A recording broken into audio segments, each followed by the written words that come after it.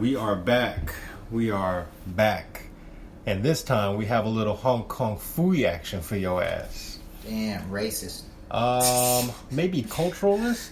So, I'm not sure if we've covered a martial arts film before, so Omar E. Torres, co-host, had the brilliant suggestion of saying, hey, let's do a Kung Fu film. And I'm like, yo, my fucking filmography is deep in Kung Fu. Where you want to get lost in it? And he's like, I said, The Karate Kid with Jaden Smith. And I was like, okay, what else you got? And he's like, well, I've seen like 2 other Kung Fu movies in my life. Fearless and... The Protector with Tony Jaa. The Protector starring Tony Jaa. And I was like, alright, let's start with Fearless. I wanted to do The Drunken Master, but because I figured once we got to this podcast, I'd be, drunkenly mastering the art of podcasting. But I forgot what happened in that movie, so. And that's the fucking way she goes. So we're gonna talk about Fearless, Jet Li starring, and pretty damn good film, as are most Jet Li films nowadays, Yeah. And I particularly liked it. Came out in the mid 2000s. I want to say 2006. And really, I'm almost certain because I just looked it up on Letterboxd. And what do you that? 2006. See if you can pronounce that Chinese title. Yeah. Fearless. Oh, good one. Yeah. We'll make a lot of Mandarin film festivals with that kind of accent. Directed by Ronnie Yu. Yeah. For those of you saying, who is Ronnie Yu? I will tell you. He is a director of... he did Freddy vs. Jason. Unfortunate. Did you know that? He also did, is that Chucky? Yep, he did one of the Chuckies. Wow, I'm surprised he... That's off the beaten trail. And then a lot of stuff with Chinese characters I can't read yet. But I will one day. Chinese characters as in, like, the language. Yeah. Not like the cast calligraphy of a symbologies film or anything like that. Oh Jesus, that's racist. But Jet Li's Fearless is essentially about it's a true story, based off a true story, of a guy who creates this. He takes his father's style of wushu, martial arts, and develops it into a school of his own. And his schools become really successful. This isn't in the movie, but his schools become really successful, and they go all around the nation and things like that. And people start to study his version of wushu. Now, it's important to note that at this point in time, when you kicking ass and you got a good school and your master is just kicking ass and taking names, you're a big deal. People want to sign up. Yeah. So it's at this point in time where it's like a lot of people are developing their own schools. They have their own styles, and people are proteges and want to become apprentices to all these different styles, these different the versions. Winning style, yeah. Yeah, they want to be in the camp that has the leader who kicks the most ass. The Republicans. Sad. Getting closer to that Mad Max future. So, he pretty much, organizes this school. He hits the sauce daily. He hits it hard. He's a big spender. He has a best friend who is an accountant and businessman of sorts who tries to give him, good business advice and look after him. But, he's a wild boy. Jet Li's character is a wild boy. Yeah. So this is kind of like the life story of him getting to that point and a little bit after. To the point where he ultimately meets his untimely death. Yeah, and I thought it was very well done. I really like the shots. I mean, I'm just a fan of Chinese cinema in general because I really like the high up-tempo pace. I was raised, I'm an 80s baby, like in that Kung Fu era of film and cheesy Kung Fu flicks, and I mean I just absorbed it all and loved it. Got a fucking Bruce Lee tattoo, right? I mean, you just don't get one of those if you don't love it. Word to Wu-Tang. Wu-Tang. And shit, even got me a Jim Kelly tat. But yeah, so a lot of these like martial arts films are kind of like listed as B, C movies or whatever. But this film is really done very well, and it's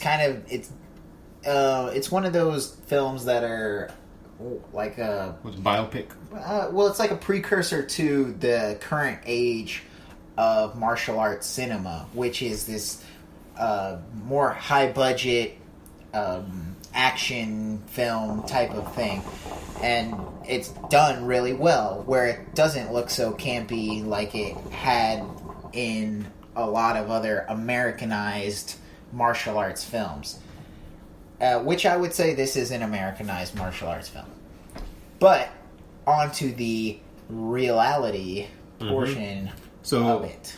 Young man pursues his dream, and he attains, I'd say, the peak of that success.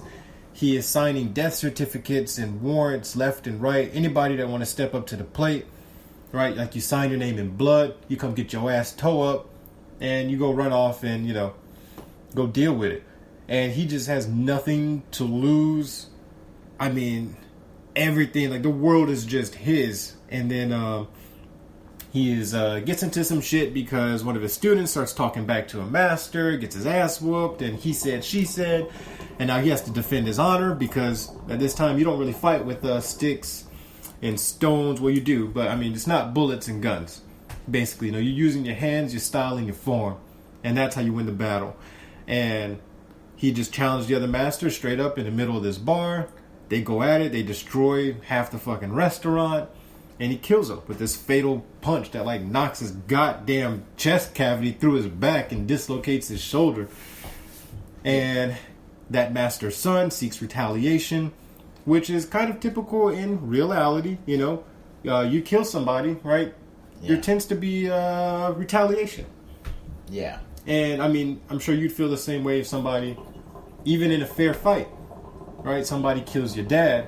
You're like, well, shit, you know, I got to do something about this. And so then he goes back and kills Jet Li's family, his wife and kid. So essentially, this is a game of men. So it's my style versus your style, and it's about respect in the form. Their form is, well, sign this, and we're gonna go at it. Mm-hmm. Sign this, and this is how it's done. And the son of this master that he kills, he breaks the honor code, man. Yeah, he's too young to respect the code of men that they have. This idea, it's kind of like guerrilla warfare in the army. Before it was, you know, I shoot, you shoot, we shoot, you know, and cheers. It's the jumping off the trees and killing you without any presentation of arms kind of way of doing things, and that kind of Republicans. It changes the system in a way, but the people who have honor. He should have challenged him in a fair fight and signed his own death certificate and to try to come back that way. But that would have been the honorable thing to do. But he knew he would have lost. So he got that ass whopped and lopped and mopped the fuck out. So he did the dishonorable thing and killed the family, which got his ass immediately killed. Yeah, and it was you know, and then it left Jet Li like a broken man, as would be expected in fucking reality. Yeah. I mean, if somebody does that to you, no matter how hard you are, you're gonna like feel the grief of that, and it kind of left him distraught, and so he left the city, and he kind of gave up his business, and his best friend basically had to take over and handle the business, and like you know, direct all of his funds, and you know, kind of dissolve everything for him, and they made it seem like it was a very messy affair, and I'm sure it was, and I mean, this lead character's mind, it was nowhere near where it needed to be for this to happen. Oh boy, I hope I'm saying this right. Hyo Young-jia is the character's name. That's the Chinaman at large.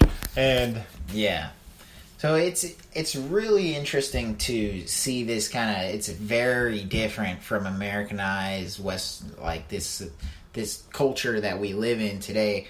But to think that something like that actually existed, and to look at the way that our society is in the way they deal with their physical disputes, He was like Kimbo Slice. Yeah, it was very different, but it was the way that stuff functioned at the time. Yeah. And it's a way of doing it that some may believe, like, oh yeah, why don't we just, one-on-one, and whoever loses and whatever. It's that Bunraku shit. Yeah, but it's not a realistic thing in today's culture, because we don't operate like that anymore. We operate more... Second Amendment. Yeah, we operate more in the realm of, like, litigation. The more Neanderthal kind of way of doing things, like... I'm mad at you, you're mad at me, let me get my 8 people to make sure that you're 8 people, or 6 people, or whatever, and we do whatever we can to win. There's no honor. Yeah, what is it? There's no rules in love and war, or something like that. What's the saying? Yeah, sure. Yeah, it's essentially there's no rules in love and war. So you do what you need to do to win the war, to win the love, to win. And that's our society today.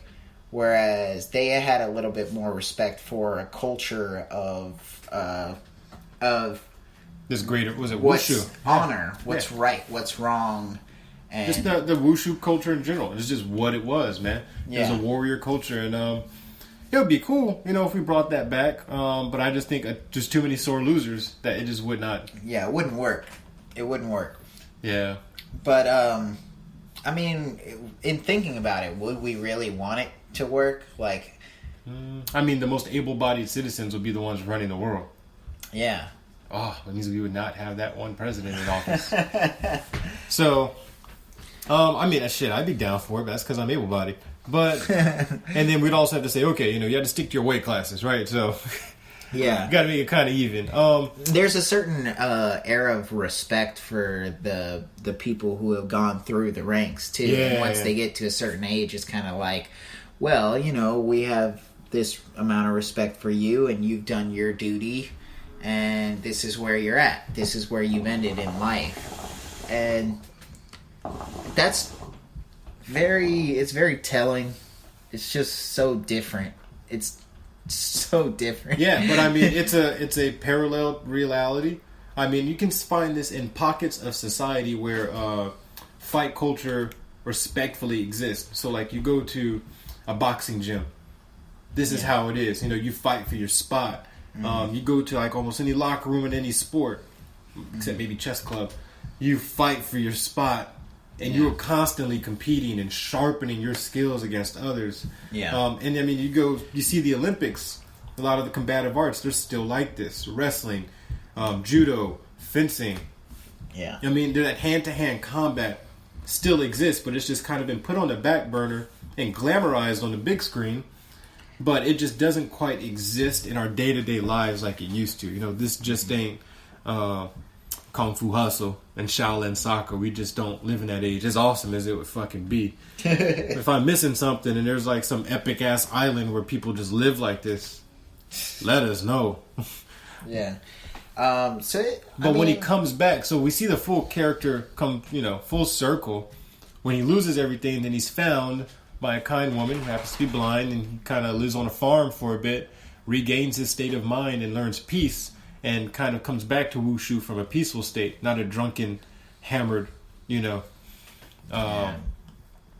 depression. Yeah, and in that, when he returns back to the city, he's still like this, long lost warrior, but people still got mad respect for him. He still got the clout. People remember he still got the juice. He had a wall full of like winning awards and certificates of asses that have been wiped. Yeah.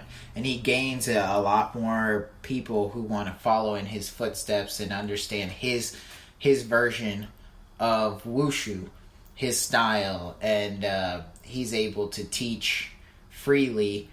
But the Japanese occupation